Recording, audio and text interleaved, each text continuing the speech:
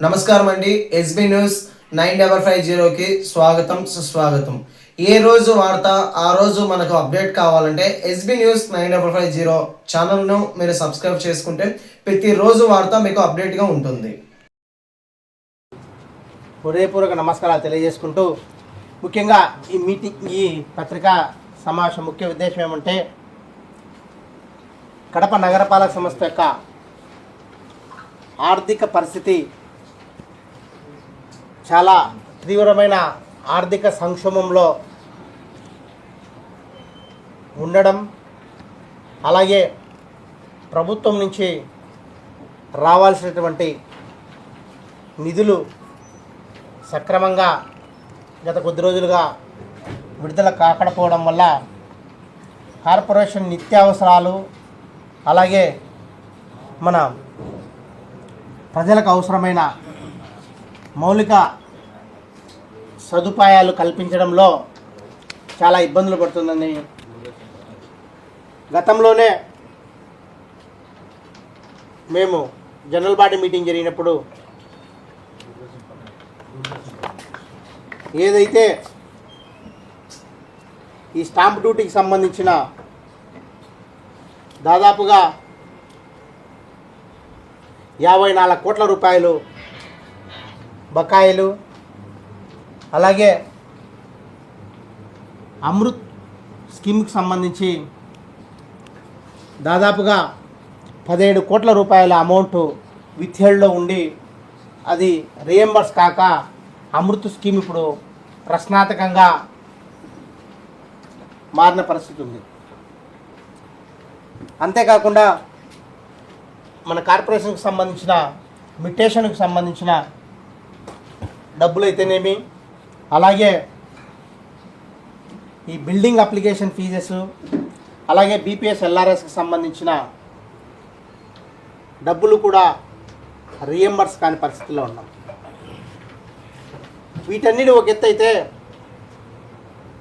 ఈ clap programme మా నగరపాలక సంస్థకు మరొక బర్డన్గా మారిన పరిస్థితి. ఎందుకంటే గతంలో మనం చెత్త పన్ను వసూలు చేసే కార్యక్రమం చేస్తున్నాం. దాంతో ఒక 50% 60% నిధులు సమకూర్చే పరిస్థితులు ఉన్నాయి. దాని తర్వాత ప్రభుత్వం ఇచ్చిన హామీ మేరకు చెత్త పన్నును రద్దు చేయడం జరిగింది. రద్దు చేసిన తర్వాత పూర్తిగా ఆ 75 ఆటోలకు సంబంధించిన వాళ్ళ యొక్క మెయింటెనెన్స్ అయితేనేమి, దానికి సంబంధించిన డీజిల్ అయితేనేమి, ఆ వర్కర్లకు సంబంధించిన అమౌంట్ కూడా కార్పొరేషన్ భరాయించడం వల్ల అదొక అడిషనల్గా 15 కోట్ల రూపాయల బర్డన్ ఈరోజు కడప నగరపాలక సంస్థ కదా. ఇవన్నీ ఎందుకు చెప్తున్నామంటే దాదాపుగా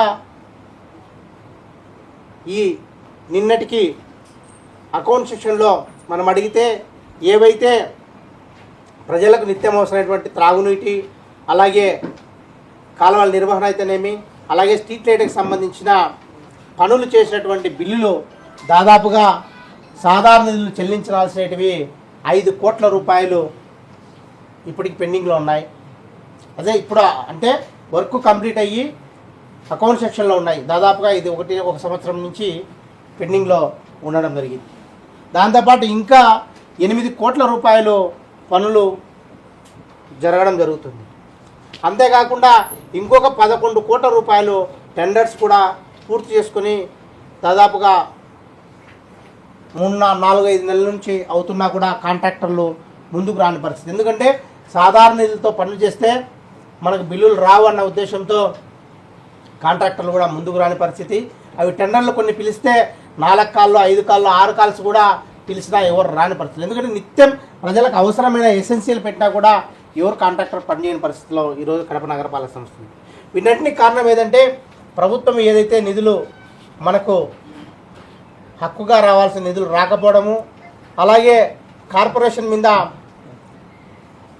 అధిక బర్డన్ పడడం. ఏదైతే ఇవి మన బయట కార్పొరేషన్ యొక్క నిర్వహణ కాకుండా ఏవైతే గడ్డికోట ఉత్సవాలకైతేనేమి, అలాగే అనేక గవర్నమెంట్ ప్రోగ్రామ్స్కి అయితేనేమి, నిన్న మహిళా ఇట ప్రతి ఒక్క గవర్నమెంట్ ప్రోగ్రాంకు మున్సిపల్ కార్పొరేషన్ మీదనే బటన్ పడడం జరుగుతుంది. ఎందుకంటే గతంలో మనకు అనేక నిధులు ప్రభుత్వం నుంచి వచ్చే కార్యక్రమాలు ఉన్నాయి.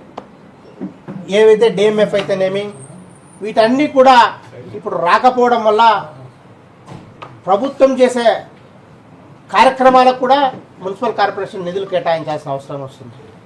వీటన్నిటి వల్ల నిజంగా ఏదైతే ప్రజలకు అవసరం ఉందో వాటిని మనం ఇప్పుడు ప్రజలకు చేరువ చేయలేని పరిస్థితిలో కడప నగరపాలక సంస్థ ఉందని చెప్పేసి మేము ప్రభుత్వానికి గతంలోనే మన గౌరవ ముఖ్యమంత్రి చంద్రబాబు నాయుడు గారికి లేఖ రాయడం జరిగింది.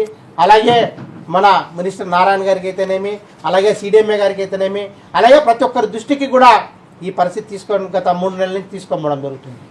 ఇప్పుడే ఈ పరిస్థితి మార్చి దాటిన తర్వాత ఏదైతే మనకు ఈ సమ్మర్లో త్రాగునీటికి సమస్యలు వచ్చినా కానీ ఇంకోటి సమస్య వచ్చినా కానీ మన దగ్గర మినిమం అమౌంట్ అనేది కూడా మెయింటైన్ చేసేదానికి అమౌంట్ కూడా ఈరోజు కడప నగరపాలక సంస్థలో రాబో కాలంలో ఉంది. ఈ మార్చిలో ఎందుకంటే అంతో ఇంతో ట్యాక్స్ అసెస్మెంట్స్ వస్తున్నాయి కాబట్టి ఆ అసెస్మెంట్కి సంబంధించిన డబ్బులు క్రెడిట్ అవుతున్నాయి కాబట్టి దాంతో మనము మినిమం ఈ 2-3 నెలలు సర్దుకోత తర్వాత మార్చి నుంచి మళ్ళీ ఒక 6 నెలల వరకు అసెస్మెంట్స్ అనేటివి మనకు పన్నుల రూపంలో వచ్చే పరిస్థితి ఉండదు. అప్పుడు మినిమం జీతాలు ఇవ్వలేని పరిస్థితి కూడా మన కడప నగరపాలక సంస్థకి ఏర్పడే పరిస్థితి ఉంది. దాదాపు ఇప్పటికే 3 నెలల నుంచి ఏవైతే అడిషనల్ వర్కులకు జీతాలు ఇవ్వడం లేదు, అవి మొన్న ఈ మార్చి కాబట్టి పన్నులు వచ్చింటే కనుక కేటాయించడం జరిగింది. రాబో కాలంలో జీతాలు ఇచ్చే పరిస్థితి కూడా ఈ కడప నగరపాలక సంస్థకు ఉండదని చెప్పేసి మేము మీ దృష్టికి తీసుకొస్తున్నాం. అంతేకాదు దాంతోపాటు ఏదైతే ఇప్పుడు ప్రాపర్టీ ట్యాక్స్ మనం వసూలు చేస్తున్నామో దానికి సంబంధించి మనకు దాదాపుగా మొండి బకాయిలు ఏమున్నాయో అప్పుడున్నటువంటి సూర్యసాయి ప్రవీణ్ చంద్ర సార్ గారు ఉన్నప్పుడు కొంచెం స్పెషల్ డ్రైవ్ చేసి ఏవైతే టాప్ మనకు మొండి బకాయిలు ఉన్నాయో వాటన్నిటిని కూడా చాలా మటుకు క్లియర్ చేయడం జరిగింది. ఇంకా ఇప్పటికి కూడా కొన్ని మొండి బకాయిలు ఉన్నాయి. దాన్ని కమిషనర్ గారు ఈ వారంలో స్పెషల్ డ్రైవ్ పెట్టడం జరిగింది. ఎందుకంటే మార్చి ఎండింగ్ కాబట్టి తప్పకుండా ఎవరైతే పెద్దలు ఉన్నారో ముఖ్యంగా, ఎందుకంటే మా వాళ్ళు పేద ప్రజల మీద ఒత్తిడి తెస్తున్నారు తప్ప పెద్దవాళ్ళ మీద ఒత్తిడి తీసుకురావాలని చెప్పి మొన్ననే జరిగిన మీటింగ్లో కమిషనర్ గారు మేము ఎవరైతే రెవెన్యూ డిపార్ట్మెంట్ సెక్షన్ పన్నులు వసూలు ఉంటారో వాళ్ళందరికీ కూడా చెప్పడం జరిగింది. దాంతోపాటు ఆల్ డిపార్ట్మెంట్ హెడ్స్తో ఒక టాస్క్ ఫోర్స్ ఏర్పాటు చేసి ఎవరైతే టాప్లో ఏవైతే బకాయిలు ఉంటాయో వాళ్ళను ఈ డిపార్ట్మెంట్ హెడ్లు వెళ్ళి వసూలు చేసే విధంగా చేయమని చెప్పేసి వారం రోజుల నుంచి చెప్పడం జరిగింది. దీనిలో భాగంగానే మనం ఇవన్నీ రివ్యూ చేస్తుంటే మా దృష్టికి వచ్చిన విషయం ఏమిటంటే ఏదైతే మనం ప్రభుత్వ రంగ సంస్థల నుంచి దాదాపుగా మనం బకాయిలు ఉన్నటువంటి ఒక్కసారి చూస్తే నిజంగా మనకు నిర్వీర్యమయ్యే పరిస్థితి ఉన్నాం. ఎందుకంటే దాదాపుగా 76,96,96,00,000 రూపాయలు మన ఏదైతే ప్రభుత్వ రంగ సంస్థల నుంచి మన మున్సిపల్ కార్పొరేషన్కు రావాల్సిన బకాయిలు పెండింగ్లో ఉన్నాయి. గతంలో దాదాపు ఇంకా ఎక్కువ ఉంటే అప్పుడున్నటువంటి కమిషనర్ గారు గవర్నమెంట్తో మాట్లాడి కొన్ని డిపార్ట్మెంట్స్ ఏవైతే సెంట్రల్ గవర్నమెంట్ డిపార్ట్మెంట్స్ ఉంటాయో వాటితో, అలాగే ఏవైతే ఇన్కమ్ సోర్స్ ఎక్కువ ఉంటాయో ఆ డిపార్ట్మెంట్తో మాట్లాడి దాదాపుగా 9 నుంచి 10 కోట్లు అప్పుడు ఆయన రాబట్టడం జరిగింది. దాని తర్వాత ఇవన్నీ కూడా మొండి బకాయిల మాదిరి పెరిగి మనకు ఊరికి అసెస్మెంట్ రూపంలో చూపిస్తున్నాం తప్ప ఇవి మనకు కలెక్షన్ అయ్యే రూపంలో ఉన్నది. ఉదాహరణకు మనకు రిమ్స్కి సంబంధించి దాదాపుగా 26 కోట్ల రూపాయలు మనకు బకాయి ఉండే పరిస్థితి ఉంది. పోలీస్ డిపార్ట్మెంట్ వచ్చేసి 8 కోట్ల రూపాయలు దాదాపుగా పెండింగ్లో ఉంది. అలాగే R&B డిపార్ట్మెంటు 3,50,00,000 రూపాయలు పెండింగ్లో ఉంది. Irrigation department 3,50,00,000. అలాగే కలెక్టర్ ఆఫీసు 3,43,00,000. జిల్లా పరిషత్ సంబంధించి 2,56,00,000. ఫారెస్ట్ డిపార్ట్మెంట్ నుంచి 1,71,00,000. రెవెన్యూ డిపార్ట్మెంట్ నుంచి 1,44,00,000. పాలిటెక్నిక్ కాలేజ్ సంబంధించి 1,43,00,000. గురుకుల పాఠశాల నుంచి 1,29,00,000. జ్యుడిషియల్ డిపార్ట్మెంట్ నుంచి 1,11,00,000. ఏపీఐఎస్ నుంచి 1,00,00,000 రూపాయలు. గ్రంథాలయం నుంచి 1,00,00,000 రూపాయలు. తెలుగుగంగ ప్రాజెక్ట్ నుంచి 99,00,000 రూపాయలు. కేంద్రీయ విద్యాలయ సదం నుంచి 78,00,000 రూపాయలు. అలాగే సోషల్ వెల్ఫేర్ డిపార్ట్మెంట్ నుంచి 69,00,000 రూపాయలు. ఇండస్ట్రియల్ డిపార్ట్మెంట్ నుంచి 65,00,000 రూపాయలు. మెడికల్ డిపార్ట్మెంట్ నుంచి 62,00,000. ఎస్సీ కార్పొరేషన్ నుంచి 61,00,000 రూపాయలు. అలాగే మన డాక్టర్ వైఎస్ఆర్ స్పోర్ట్స్ స్కూల్ నుంచి 46 లక్షల రూపాయలు, ముఖ్యంగా ఏపీఎస్ పీడీసీఎల్ నుంచి 41 లక్ష రూపాయలు, డిస్ట్రిక్ట్ రిజిస్టర్ ఆఫీస్ నుంచి 39 లక్షల రూపాయలు, ఐసిడిఎస్ నుంచి 38 లక్షలు, ఇలాగా ప్రతి ఒక్క డిపార్ట్మెంట్ ఏడి మార్కెట్ నుంచి 30 లక్షల రూపాయలు, శిల్పారామం నుంచి 28 లక్షల రూపాయలు, ఎస్టీ కార్పొరేషన్ నుంచి 20 లక్షల రూపాయలు, ఇట్లా దాదాపుగా ప్రతి డిపార్ట్మెంట్ నుంచి మనకు రావాల్సిన బకాయిలు మొత్తంగా చూస్తే, దాంతోపాటు ఏదైతే పాత బస్టాండ్కు సంబంధించి మనం ఆర్టీసీ వాళ్ళకు రెంట్కి ఇవ్వడం జరిగింది. ఆ రెంట్ దాదాపుగా 3,23 లక్షల రూపాయలు ఇప్పటికీ మనకు బకాయిలు ఉన్నాయి. ఏవి వాటికి రూమ్స్ కాకుండా మనం అది ఆ ప్రాపర్టీ మున్సిపల్ కార్పొరేషన్కి సంబంధించింది కాబట్టి దానికి సంబంధించి ఓల్డ్ బస్ స్టాండ్ నడుపుకోవడానికి ఏపీఎస్ఆర్టీసీ మనం లీజ్ బేసిస్తో గతంలో ఎప్పుడో ఇవ్వడం జరిగింది. దానికి సంబంధించి గతంలో వాళ్ళు కొంత పేమెంట్ పెట్టడం జరిగింది. దాదాపుగా ఈ మధ్యకాలం నుంచి 3,23 లక్షల రూపాయలు పెండింగ్లో ఉంది. అలాగే ఏపీఎస్డిసిఎల్ వాళ్ళది 4,05 లక్షల రూపాయలు పెండింగ్లో. వీటన్నింటి కలుపుకుంటే 76,96 లక్షల రూపాయలు మన ప్రభుత్వ రంగ సంస్థల నుంచి మా కార్పొరేషన్కి రావాల్సిన నిధులు. గతంలో ఏదైతే ఉందని చెప్పానో స్టాంప్ డ్యూటీ వీటికి సంబంధించి అది 94 కోట్లు, ఇదొక 74 కోట్ల రూపాయలు మనకు కార్పొరేషన్కు రావాల్సిన నిధులు రాకపోవడం వల్లనే ఈ దుస్థితి ఏర్పడింది. వీటన్నింటినీ కూడా కూలంకషంగా ప్రభుత్వం దృష్టికి, అలాగే ముఖ్యమంత్రి గారి దృష్టికి, అలాగే సిడిఎంఏ గారి దృష్టికి కూడా ఉత్తరాలు రాయడం జరుగుతుంది. తప్పకుండా ఈ నిధుల్లో మనం ఏదైతే మనం వసూలు చేసుకుంటేనే రాబో కాలంలో నగరపాలక సంస్థకు మనం ప్రజలకు మినిమం మౌలిక సదుపాయాలు కల్పించే వారం అవుతామని చెప్పేసి కూడా మీ ద్వారా అందరికీ తెలియజేస్తున్నాం. కాబట్టి ఇప్పటికైనా ప్రభుత్వము ఇమ్మీడియట్లీగా ఫేస్డ్ మేనర్లో సరే వీటన్నిటికీ కూడా బకాయిలు చెల్లించే కార్యక్రమం చెల్లించాలని చెప్పేసి మీ ద్వారా మేము రిక్వెస్ట్ చేసుకుంటున్నాం. అదే కాదు, మనం గమనించాల్సింది అంటే ఇప్పుడు ఏపీడీసీ వాళ్ళు 4 కోట్ల రూపాయలు మనకు బాకీ ఉన్నా కూడా కడప నగరపాలక సంస్థ దాదాపుగా ప్రతి నెల 1,35 లక్షల రూపాయల కరెంటు బిల్లు చెల్లిస్తున్నాం. మాకు 28 రోజుల లోపల చెల్లించకుంటే, నేను ఈ మధ్య కాలంలో కొంచెం గమనిస్తే సర్ఛార్జ్ అంటే ఇన్ టైంలో మేము డబ్బులు కట్టకపోవడం వల్ల ఈ 10-11 నెలల్లో దాదాపుగా 1,60 లక్షల రూపాయలు పెనాల్టీ రూపంలో కట్టడం జరిగింది ఏపీఎస్సీ. అంటే మా దగ్గర ఫండ్స్ అవైలబుల్లో లేవు కాబట్టి వాళ్ళకి నెలకు బిల్లు చెల్లించాలి. బిల్లు చెల్లించినప్పుడు సర్ఛార్జ్ దాదాపుగా 2.3% 3.21% వాళ్ళు అపరాధ రుసుమేసి కడుతున్నారు. అట్టాడిది ఆ డబ్బులు సర్ఛార్జీ కట్టిందే దాదాపుగా 2 కోట్ల రూపాయలు. అంటే ఇంత బర్డన్ కడప నగరపాలక సంస్థ, ఇంతమంది ప్రజలను మెయింటైన్ చేసిన నగరపాలక సంస్థను మనం కాపాడుకోవాల్సిన పరిస్థితి మా అందరి మీద ఉంది, ముఖ్యంగా ప్రభుత్వం మీద ఉంది. ఎందుకంటే మన గతంలో చెప్పినట్టే మనకు ఈ కడప నగరపాలక సంస్థకు పొటెన్షియాలిటీ తక్కువ, అంటే వచ్చే ఇన్కమ్ తక్కువ, ఖర్చులు ఎక్కువ ఉన్నాయి, ఇన్కమ్ తక్కువ ఉన్నాయి.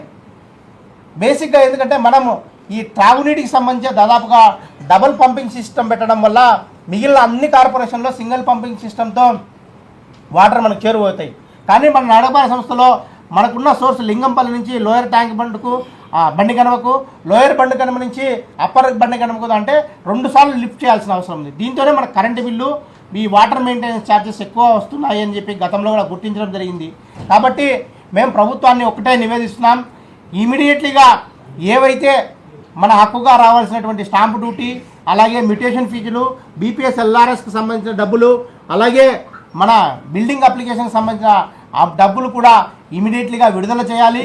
దాంతోపాటు ఏవైతే ఇన్ని రోజుల నుంచి కూడా బకాయిలు ఉన్నాయో ఈ ప్రభుత్వ రంగ సంస్థల నుంచి మాకు రావాల్సిన పన్నులు, అలాగే వెకెంట్ లాస్ట్లు కూడా ఇమ్మీడియట్గా ఫేస్డ్ మేనర్లో కనీసం మొత్తం లేకుండా కానీ దాన్ని విడతల వారీగా మా మున్సిపల్ కార్పొరేషన్కు రియంబర్స్ చేస్తేనే ఇది మన మున్సిపల్ కార్పొరేషన్ ముందుకు పోసాగుతుందని చెప్పేసి ప్రభుత్వానికి విజ్ఞప్తి చేసుకుంటున్నాం. ఇవి దాదాపుగా ప్రభుత్వ రంగ సంస్థల నుంచి అయితే కనుక కొన్ని సంస్థల నుంచి 10 ఏళ్ళ నుంచి 12 ఏళ్ళ నుంచి పెండింగ్ ఉన్నాయి, కొన్ని 20 ఏళ్ళ నుంచి పెండింగ్ ఉన్నాయి, కొన్ని ఈ 3-4 సంవత్సరాల నుంచి పెండింగ్ ఉన్నాయి. ఇప్పుడు సాధారణమైన ప్రజలకైతే ఒక 2-3 సంవత్సరాలు కట్టకపోతే మీరు పింక్ నోటీస్ ఇస్తున్నారు. 3 రోజుల లోపల కట్టకపోతే మీకు అలాగే కనెక్షన్ కట్ చేస్తాము, తర్వాత ఎలక్ట్రిసిటీ వాళ్ళతో కూడా మాట్లాడి పవర్ కనెక్షన్ కూడా కట్ చేస్తామని చెప్తున్నారు. వీళ్ళు ఇప్పుడు కొన్ని ఏళ్ల నుంచి కట్ల కొన్ని కోట్ల రూపాయలు ఉన్నాయి. వీళ్ళకేమైనా ఎమర్జెన్సీ నోటీసులు వచ్చాక ఇంతవరకు నేను మనం రివ్యూ పెట్టినప్పుడు ఏమి ఇవ్వలేదంట. ఇప్పుడు ప్రభుత్వానికి ఒక ఉత్తరం లెటర్ రాసినారంట. +1 వాళ్ళ డిపార్ట్మెంట్లకు కూడా అందరికీ నోటీసులు కూడా సర్వ్ చేస్తున్నామని చెప్పడం జరిగింది. నేను మొన్న ఇవన్నీ కూడా నాకు 3 రోజుల ముందు ఈ టాస్క్ ఫోర్స్ ఏర్పాటు చేసి ఎవరైతే బకాయిలు ఉన్నాయో ఆ లిస్టు తీసుకుంటే అప్పుడు బయటపడిన ఇష్యూస్. ఎమర్జెన్సీ నోటీసులు ఇస్తారు. రెండోది కోర్టు కేసుల పేరుతో దాదాపు 5-6 కోట్ల రూపాయలు కొన్ని ఏళ్ల నుంచి కట్టకుండా అట్లే పెడతాను. మీ స్టాండింగ్ కౌన్సిల్ పనిచేస్తుంటే పనిచేయడం అది మామూలుగా వేరే మున్సిపాలిటీలో వేరే కార్పొరేషన్లలో వాళ్ళ పంచాయతీ చూసుకుంటారు. కార్పొరేషన్కు మున్సిపాలిటీలో డబ్బులు కట్టేస్తారు. ఎవరైనా కట్టాల్సింది కేసు ఎవరు గెలిచినా కూడా మోర్ దాన్ ఆ ప్రాపర్టీ హ్యాండ్ ఓవర్ చేసుకోవడం ఉంటుంది. ట్యాక్స్ ఆ ప్రాపర్టీ వాల్యూ మించిపోయి ట్యాక్స్లు వస్తాయి కొన్ని అసెట్స్. అది నా దృష్టికి అయితే రాలేదన్నా. రేపే ఇమ్మీడియట్గా మాట్లాడి, ఎందుకంటే స్టాండింగ్ కౌన్సిల్లో కోర్టు కేసులో ఉందని దాదాపు నిలబెట్టడం అయితే వాస్తవమే. దాంతోపాటు ఈ కోర్టు కేసులకు సంబంధించి దాదాపు లక్షల రూపాయలు మనం ఫీజులు పెడుతున్నాం తప్ప స్టాండింగ్ కౌన్సిల్ నుంచి సరైన అవుట్పుట్ అనేది రాలేదని చెప్పేసి మా దృష్టికి కూడా వచ్చింది. కమిషనర్ గారికి చెప్పి మీరు చెప్పిన ఏదైతే చట్టంలో ఉందో ఆ చట్ట ప్రకారము వాళ్ళకు నోటీస్ ఇచ్చి ముందు మనకు రియంబర్స్ అంటే కోర్టులో తెగినాపొద్దు, ఎవరికి తెగితే వాళ్ళ దగ్గర నుంచి వసూలు చేసి వీళ్ళకి రియంబర్స్మెంట్ చేసే జరుగుతుందనే పద్ధతిలో చేయొచ్చేమో. చట్టం ఏం చెప్తుందో దాని ప్రకారం పిలిపించి స్టాండింగ్ కౌన్సిల్తో కూడా మాట్లాడి ఆ మొండిబకాయలు ఏమన్నా వాటిని కూడా రాబట్టే కార్యక్రమం చేస్తాం. ఎందుకంటే ఇది నేను చెప్పేదంటే పేద ప్రజలు పాపం వాళ్ళు రెగ్యులర్ కడుతున్నారు. ఏదో 1000 రూపాయలు 2000 3000 వచ్చే పన్నులకు బకాయిలు ఉంటే కనుక మనం 1-2 సార్లు జరిగినప్పుడు వాళ్ళు ఇచ్చే కార్యక్రమం చేస్తున్నారు. కానీ పెద్దల దగ్గరికి మనం ఎన్నిసార్లు మనం వాళ్ళకి నోటీస్ ఇచ్చినా ఇంకోటి ఇచ్చినా కానీ స్పందన రావడంలా. దానికోసమే టాస్క్ ఫోర్స్ చేయడం జరిగింది. ఆ టాస్క్ ఫోర్స్ 3 రోజుల నుంచి కూడా ఎవరైతే మొండి బకాయిలు ఉన్నా వాళ్ళందరికీ కూడా వెళ్ళడం జరుగుతుంది. వాళ్ళన్నీ కూడా వసూలు చేసే కార్యక్రమం ఈ మార్చి ఎండింగ్ కల్లా పూర్తి చేయాలని చెప్పి కూడా చెప్పడం జరిగింది. సామాన్యులు ఆ విషయంలో బాగా సపోర్ట్ అవుతారు. 4-5 ఏళ్లలో మీరు ఇష్టం వచ్చినట్టు వాళ్ళకి ఇంప్రూవ్మెంట్ ట్యాక్స్ అని యాన్యువల్ డెవలప్మెంట్ ట్యాక్స్ అని రకరకాల నోటీసులు ఇచ్చినారు. వాళ్ళు అప్పీలు పెట్టుకుంటే ఆ అప్పీలు తిరుగుతూనే ఉంటారు అన్నమాట. రివిజన్ పిటిషన్స్ సాల్వ్ కావాలి. దాంట్లో వాళ్ళ అప్లై చేస్తే ఒక టైం ప్రాసెస్ పెట్టుకుని టైం బౌండ్ పెట్టుకుని వారమో కదా క్లోజ్ చేస్తే వాళ్ళు కట్టగలుగుతారు. వాళ్ళు పెండింగ్ పెట్టుకుని వాళ్ళు మొండి బకాయిదారులు జాబితాలని చేరుకోవచ్చు. ఇదేమైందంటే మీరు చెప్పింది 100% వాస్తవం. ఎందుకంటే దాంట్లో నేను కూడా ఒక బాధ్యతనే. అప్పుడున్న జిఎస్ఐ సర్వే ద్వారా ఏదైతే ప్రజలకు మనం వాళ్ళు ఇంప్రూవ్మెంట్ వేసుకుని ఆ నోటీస్ ఇచ్చిన తర్వాత దానికి అతను రిప్లై ఇచ్చుకుంటాడు అనమాట. రిప్లై ఇచ్చుకుని అతని దగ్గర ఉన్న డాక్యుమెంట్ సబ్మిట్ చేసే కార్యక్రమం చేస్తే ఎవరు ప్లాన్ అప్రూవల్ తీసుకున్నారు, ఎవరు ప్లాన్ తీసుకోవాలనే ఉద్దేశంతో జరిగే కార్యక్రమం జరుగుతుంది. కానీ అప్పుడు జిఎస్ఐ సర్వే అయిన తర్వాత ఒక్కసారిగా ఎవరికి నోటీసు లేకుండా పన్ను డిమాండ్ చేసి దాదాపుగా 5 సంవత్సరాలు ఆపేసి 3000 4000 వచ్చేవారికి 20,000 30,000 50,000 1,00,000 రూపాయలు వచ్చి వాళ్ళకు ఇచ్చే కార్యక్రమం జరిగింది. దాంట్లో కొంతమంది భయపడి కట్టినారు, కొంతమంది ఆర్పీలు పెట్టడం జరిగింది.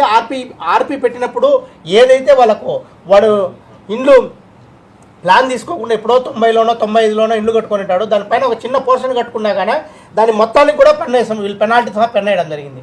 దానికి కూడా మేము ఒకటే చెప్పాం, ఎవరైతే ప్రజలు ఉన్నారో అటువంటివన్నీ నేనున్నప్పుడు ఈ 3 నెలల్లో దాదాపుగా 78 ఆర్పీ పిటిషన్లు నాకే వచ్చినాయి. వాటన్ని కూడా దాదాపు 40-30 షార్ట్ అవుట్ చేశాం. ప్రజల్లో నిజంగా అవగాహన ఇంకా రావాలి. ప్రతి ఒక్కరూ ప్రశ్నించే తత్వం రావాలి. అనవసరంగా పడినప్పుడు అవసరమైతే కార్పొరేషన్కు మీరు కోర్టుకు అయినా వెళ్ళే పరిస్థితి ఉండాలి. ఎందుకంటే అది చాలా తప్పు. వాళ్ళకు నోటీస్ ప్రాథమికంగా వాళ్ళకి ఇవ్వాల్సిన నోటీస్ 50,000 వచ్చింది 60,000 వచ్చింది ఇచ్చే రైట్ కార్పొరేషన్కి లేదు. అది మా అధికారులకు కూడా చెప్పడం జరిగింది. ఎక్కడా జరగలేదని వాళ్ళు అంటున్నారు. కానీ ప్రజల నుంచి అయితే విపరీతమైన ఇది వస్తుంది. దాని మీద దాదాపుగా 12-13 కోట్ల రూపాయలు అసెస్మెంట్లో పెంచడం జరిగింది. వాటిని సహేతుపదంగా పెంచమని చెప్పి అధికారులకు నేను కార్పొరేటర్గా ఉన్నప్పుడు జనరల్ బాడీ మీటింగ్లో కొట్లాడడం జరిగింది. అప్పుడు రెప్యుటేషన్ ఇవ్వడం జరిగింది. ఇప్పుడు కూడా దాని మీద నేను మొదటిగా మేయర్ అయినప్పుడు ఎవరైనా అటువంటి ఉంటే నా దృష్టికి తీసుకొని రండి అని అధికారులకి పిలిపించి ఏవైతే వాళ్ళ దగ్గర డాక్యుమెంట్ ఉన్నాయో ప్లాన్ అప్రూవల్ ఉంటే లేకపోతే పాతది ఏదైనా ఉంటే కనుక అవన్నీ తీసుకొచ్చి రెక్టిఫై చేయడం. దాదాపుగా 30-40 అప్లికేషన్ రెక్టిఫై చేశాం. ఇంకా ఎవరైనా అది మన హక్కు, రివిజన్ పిటిషన్ పెట్టే హక్కు పౌరునిగా మనకుంది. ఏదైతే అనాథరైజ్డ్గా డబ్బులు వేశారో దాని మీద ఫైట్ చేయండి. దానికి ఎప్పుడు కూడా మేమంతా ఎల్లప్పుడూ కూడా మద్దతే ఉంటామని చెప్పి కూడా తెలియజేస్తున్నాం.